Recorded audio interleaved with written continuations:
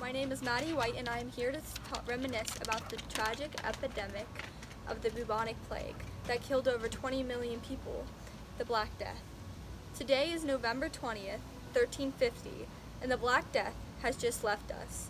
When we were first touched by the Black Death, it was the fall of 1347. In case you were not aware of what the Black Death was, it was the bubonic plague that first hit us, Europeans. After the 12 ships docked at the Sicilian port of Messina, the ships carried dead bodies.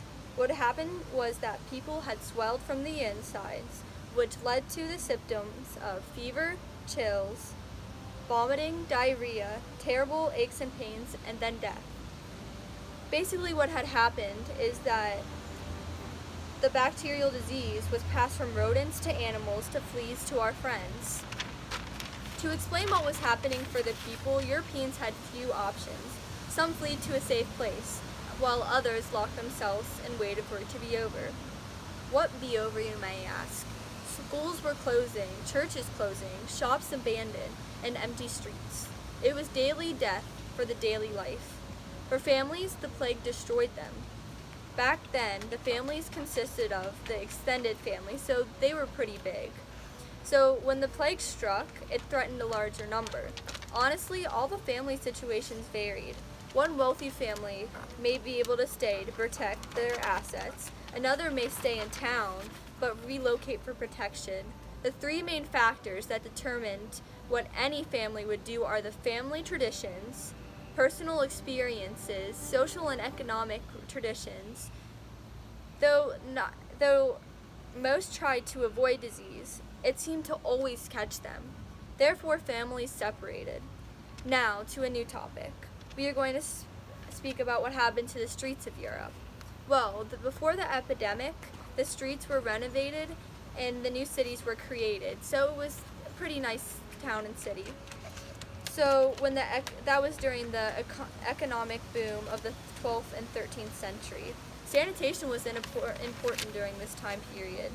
The plague was a whole different story, though. It was more vital to collect corpses rather than picking up trash. Also, when families were suspected of obtaining the plague, they would be quarantined for 6 or 7 weeks at a time. Most shops were closed as well. Travel was terrifying for all of its travelers. They were the death roads. Everyone was sick and dying.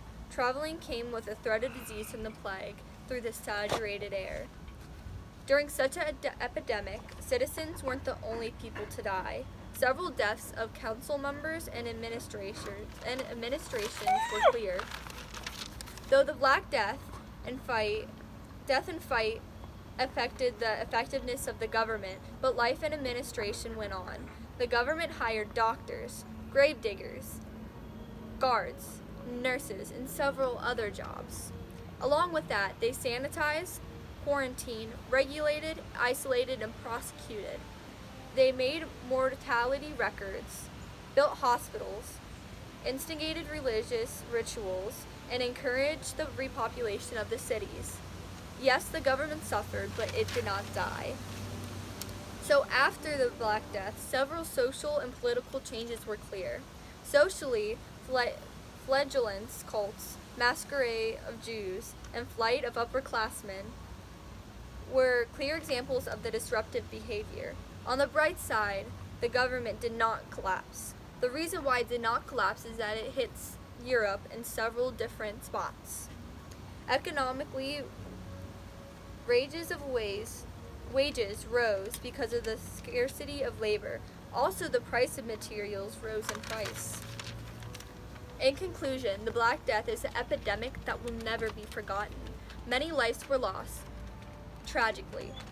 The Black Death affected European social situations by tearing apart families, taking away lives, making them go crazy, and creating disruptive behavior. Economically, the government was not at its strongest, but they were able to get through it. Food and resources were hard to get because of the actual plague and the stores closing. Piece by piece, Europe was touched in such a disastrous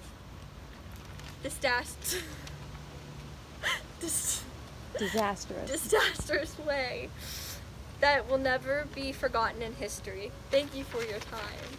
I've come with you guys today to meet with one of my victims from the Black Death. And can you tell me what your name is?